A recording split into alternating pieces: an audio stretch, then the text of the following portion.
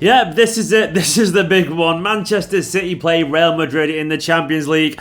And I'm very, very, very excited and also very, very nervous for this game. It's the big one. It's what we've been waiting for a long time. Arguably our biggest game of the season, ahead of some potential bigger games if we get through this game unscathed. And today we're going to look at that game and do a match preview and talk about the team news, Pep's quotes, Eric Garcia, of course, predict the lineup and talk about the opposition and all that kind of stuff. Before I do that, though, I want to discuss this video that I'm involved in for 888 Sport. It's about the Champions League next season and who could get there in terms of the title and all that kind of stuff. I'm just going to roll the clip. So we're doing the obvious. Obviously they're involved. Obviously you're involved. I'd like to think we're involved. Obviously Liverpool are. Obviously they're not. Is anyone else? Yeah, because you can't argue though. Do we need to be giving? Do we need to talk about Wolverhampton Wanderers? What, being involved in a title challenge? Yeah. No, we don't need to talk about that. Do we need to talk about Leicester City being involved in a title challenge? Familiar? Nope. I disagree. Look at how they dropped off. I agree with you. Look at how they dropped off. I think Wolverhampton Wanderers need to be discussed. Yeah, so there we have it. What do you make of it? Who do you think could challenge for the title next season? What's the top four going to be? My personal opinion is that the top four will be this, in this order, identically, and I'm going to be very optimistic here. Manchester City will be champions, I've got to say it. I think it's going to happen. I think we'll be focused next season. Liverpool will come in second. Then I think probably United will finish in third. And a lot closer than previous years, if I'm being honest. I think they'll challenge for a long time before dropping by the wayside. And then I think Chelsea will finish in fourth. I can see the likes of Wolves, of course, and Leicester kind of pushing up, but not be able to keep the pace. And I do suspect, in Robbie's defence, that Arsenal will do a little bit better than they have done this season. I think Arteta's doing a good job, but that is my personal prediction. Let us know in the comments what you think the top four will be next season. Go and subscribe to the 888 Sport channel. Go support me in the comments on that video as well. I'm sure I'm getting ripped to pieces for wearing glasses and all that kind of stuff. People call me a nerd and all that kind of boring stuff. Go and support me in the comments over there and let people know over at 88 Sport your top four prediction. But let's get on to this game. It's a big game. It's a big game. A last 16 defeat a few years back to Monaco and a couple of quarter-final exits against Liverpool and Spurs. And we haven't been very far in the Champions League for some time, so we have to get through. Laporte's been saying City have unfinished business in the Champions League. We've been talking about it for a long time. It's the thing we are missing. And he's right. Of course, we do have one foot currently in the last day after that 2-1 victory at the Bernabeu about 17 years ago now. It feels like absolutely ages ago. So we do have that, obviously those two away goals, which are absolutely crucial, and it was a massive performance for us, and I've no doubt if that game was played when it was meant to be the return leg, we would have got through. But obviously the world has changed an awful lot since then, and so many things have been going on. The pandemic has kicked in, we've all got a bit scared, and we're all still here. Well, not all of us, sadly not all of us. A lot of us still here. We're all a bit weathered and beaten, and football is different. It's changed beyond our wildest expectations. And we're back in the Champions League again. And it's going to be this weird mini tournament, and who knows how it's going to go. But one thing I do know is that we're never going to have a better chance to get through against a big team than we've got in this game.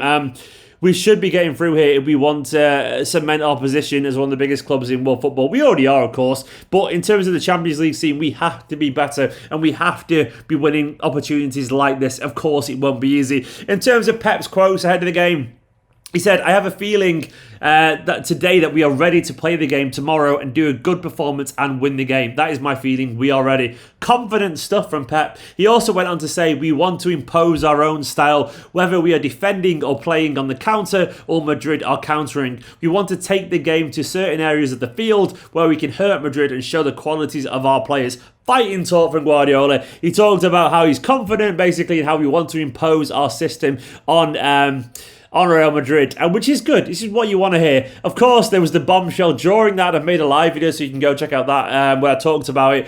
The bombshell about Eric Garcia. Guardiola announced that Eric Garcia wants to go.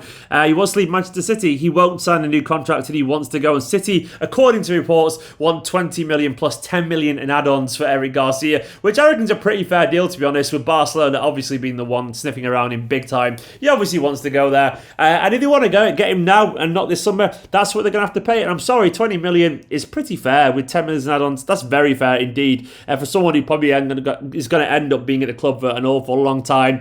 It's a very interesting day, of course, in the world of Manchester City. But I guess given the Ake and the Ferran Torres news, there's always going to be some counter to that. In terms of the team news, Pep spoke a little bit about Aguero. He said he is still in Barcelona. He is getting better. I spoke with the doctors and everything is like we thought. But he's still in Barcelona, so I don't know. Hopefully he can come back and start training with us, but I don't know. If I'm being honest, I don't think Guardiola's expecting to use Aguero anytime soon. Even if we get through, I'm not confident. I mean, you'd expect if he was close, he'd be training with the first team right about now, but I'd be surprised maybe we get to the final, something like he's available, but I've got a feeling we're going to have to accept that we're going to be without Sergio Aguero for some time. Unfortunately, it just feels like we have to accept that. Of course, as well, Mendy is out. Mendy's suspended from the previous game, so we're going to have to go without Mendy there, of course. In terms of the team lineup, God, I ran through so many variables in my head and it's absolutely impossible to predict.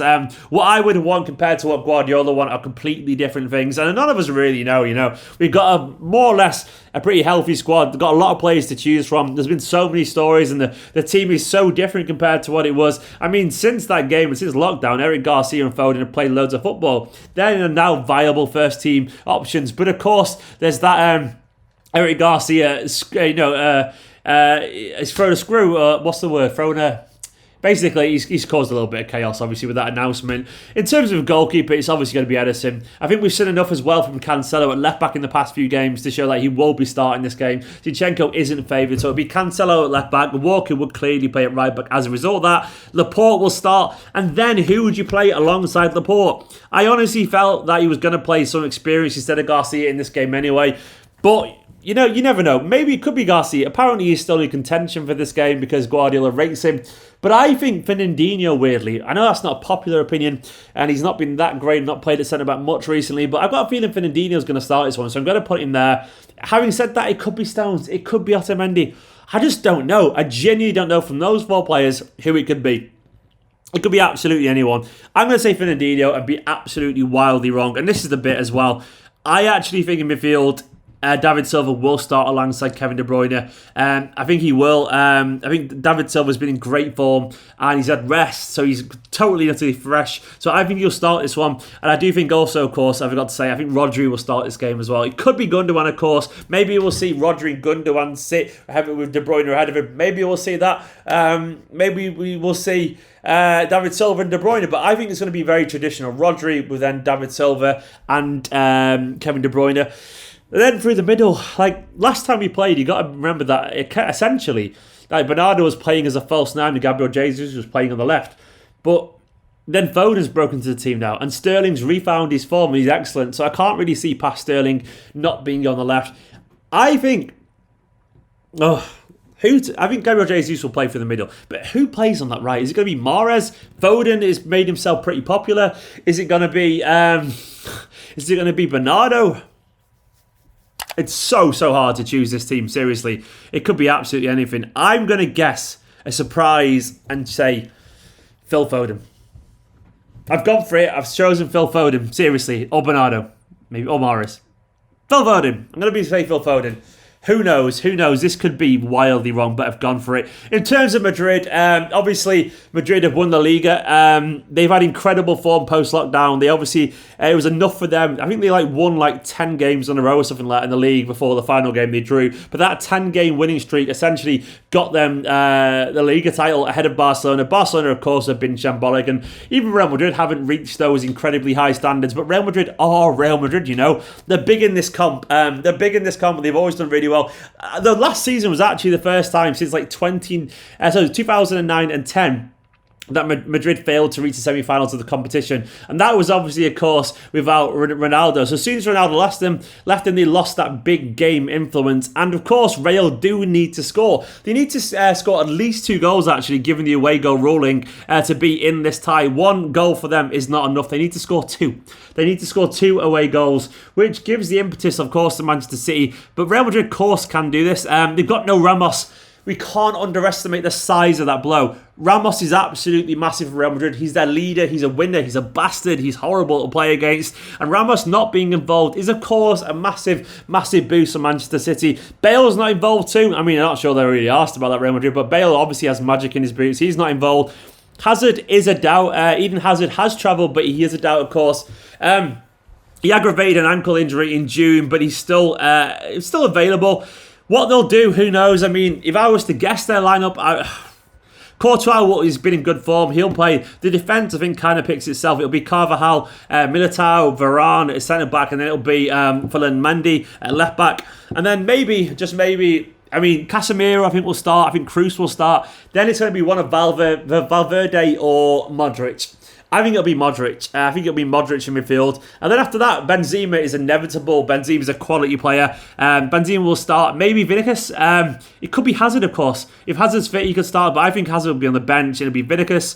And then... after that, maybe Isco or Asensio. Who knows? Maybe Asensio. Madrid, of course, have a fantastic team. In terms of the prediction, I think this is going to be... I've got a few wild predictions. I feel like it could be really close. Or Madrid, if City score an early goal, I think City win this game. Just simple as that. If City score an early goal, all of a sudden Madrid are like, shit, we need to score a shit ton of goals. And then I think at that point... they'll push forward, and that will leave an awful lot of space for a Manchester City team who can counter-attack very well when they're on the when they're focused and on their day. So I think we'll go through, but I think we might even lose on the day. No, maybe not. I think we'll go through. I think we'll have enough. I'm feeling confident. I think City will be on it. I could be wrong, of course, but I'm going to say we'll go through. But I reckon it'll be like a 1-1 draw or something like that, and that'll be enough to get us through. And it'll be terrifying and nerve-wracking, but I think we'll get through. Who knows, man? It might end up being like City 3-1 or something like that. I think Madrid will go for it, and we maybe will overwhelm them. We need to be composed. We need to be focused. We need to just put our foot on the ball and keep it. Frustrate Real Madrid. The longer it goes on, they need to score 2 goals. Obviously, 1 isn't enough because after extra time they go out. They need to score 2 goals. So the longer that we keep the ball, the more desperate they get, the more open the game gets, the better it plays into our hands. We've got to be confident. We've got to be focused. This is a massive game, honestly. Manchester City, the season we've had, I can't underestimate how big this game for us. This is a chance to answer those critics. This is a chance to set down a marker for next season. We have to beat Real Madrid because the mental boost of beating Real Madrid for this club. I wanted City to play a big team for ages in the last in the knockout rounds, and we've got one now. We've got like a proper giant club. We've got someone that isn't, Spurs or Basel or someone like that. With all due respect to Monaco as well, we've got someone who is a genuine champion of the game. Like, the Champions League is Real Madrid's competition. If we beat them, the belief that will course through the veins of this team, it'll be so important. It'll be a statement, Teams will listen to us. It won't get any easier, of course, from then, given the remaining games that we could potentially get, but we have to win this game for our own mental fortitude, for our own belief. And we can do it. We can do it. Why not? Guys, let us know what you make down in the comments of this game. How are you feeling? Of course, I will be doing a watch-along tomorrow night, so come and join me. Go watch any of the countless videos I've made recently. I've got to 38,000 subscribers. I had 1,000 this week alone. Thank you so much. Go watch my reaction to the Eric Garcia news. Go watch my reaction to Ferran Torres and Nathan Aki and everything else I've done recently. I love you all loads. It's been fantastic recently on this channel. Thank you for the support. Subscribe, of course, if you're new to the channel. Give this video a like, and I'll see you tomorrow for a shitload of content. Come on, City.